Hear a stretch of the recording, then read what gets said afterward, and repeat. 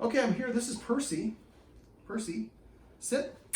So Percy likes to bark when people come to the door. Percy. So in this video, I'm going to show you how you can teach your dog to use classical conditioning and desensitization to stop your dog from barking. Now, these are chicken liver treats. So what I'm doing, well, I made the mistake of pulling these out. I guess we can probably use these. Percy, here you go, sweetheart. So what we're going to do is we're going to try to create a classically conditioned response by having her, and I would recommend that you use the soft chicken treats. I'm going to try to do it with these, but these don't work as well because, well, you want something that they can control so it takes multiple bites. The other treats I was using are mushable. These are bigger, but she has to chew them a little bit. This is freeze-dried beef liver. Now, I've got one of the guardians on a cell phone right now, so she's listening to us, and she's outside in the hallway. When you're doing this, you want to be able to trigger the response very specifically.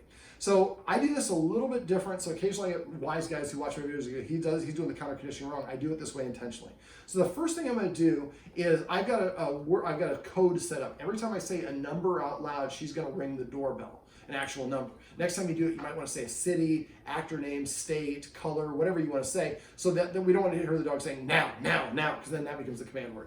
So the first thing we're going to do is I'm going to give her this treat, and right after I give her this treat, I'm going to say a number, so she's going to ring the doorbell. So this is the way that it's technically wrong. So I'm delivering the treat, and then the stimulus happens. So let's go with a 13.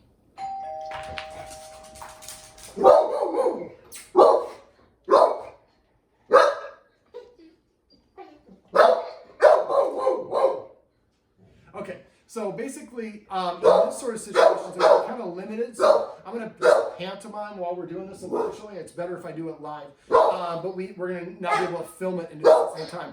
This reaction is a result, and I'm going to go ahead and, well, if you can mute your phone out there, no, we want her to be able to hear us. If you can mute your phone, we won't hear the reverberations.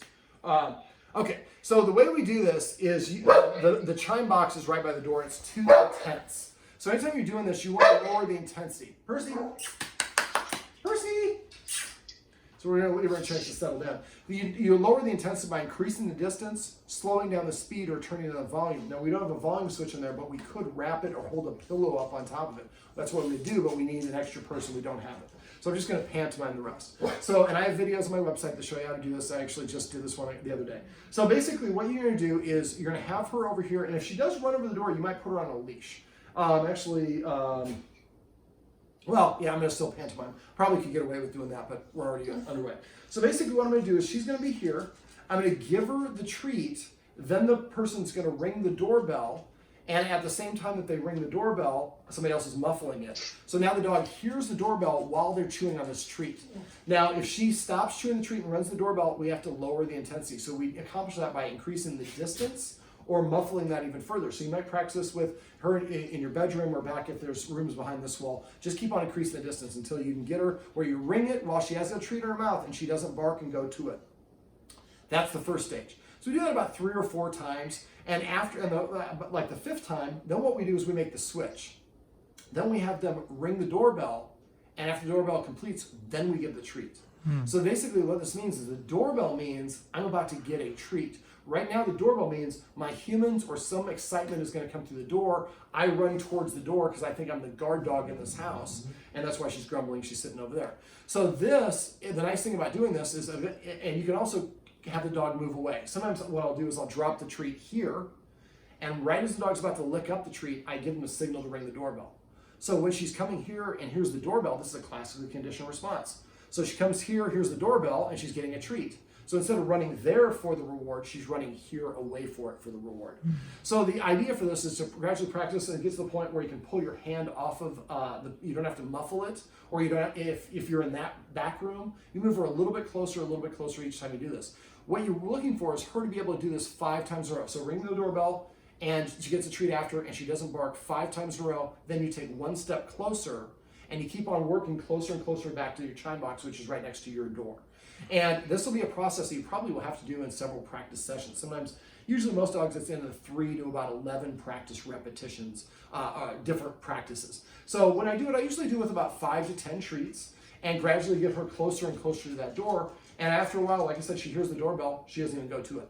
Now, another little sidebar to this is a lot of dogs, knocking also is something that causes them to go there. So it's not a strong response for her as the doorbell. But a lot of times, if your dog responds to the knock, what I tell people to do is when you're watching TV, there's nobody outside your house, there's nobody that's about to come in, you knock on the wall and you simulate a knock. But then no one comes to the door. So see, that simulation got her to go over there, but it's not being validated because nobody's coming through the door. The coming through the door is a reward, and that tells her, yes, I was right. So now when this happens and nobody comes to the door, she's like, well, shoot, there's not much motivation or reward for me to be here at the door, but there is motivation to be over here because this is where the treats are. It's weird listening to on the cell phone going back and forth. Percy! This is the freeze-dried crack. So when you're doing this, the little tricks that I like to do is I use the chicken liver. I take one and I smash it so it's like a pancake, and she nibbles on it. See how she's nibbling on 3 or 4 bites? We want to elongate how long it takes her to get the treat. Problem with this is she takes it, it's just freeze-dried, so I can't smash it. So that when you do this about 3 or 4 times with a treat like this before you ring it. We'll see if we can try to do this. Now that she thinks that her guardian's gone. All right, give me a 13.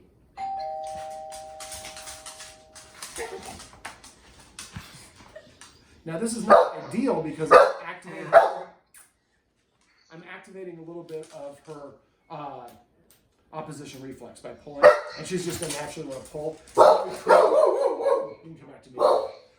This is going to create more of a longing and a wanting to go there. So you could use a leash technically, but again, the whole point of this, she should not be reacting to this at all. If she reacts by barking or growling or anything, she can do a little bit under her breath, like, but if she's barking, you're too close. So we're going to keep increasing that distance. Another little tip before you do this, if you have a dog like Percy, who is a very strong dog, exercise them first, give them 10 minutes after you get back home, then do this exercise. All right, let's see if I can get Percy to come back. Percy,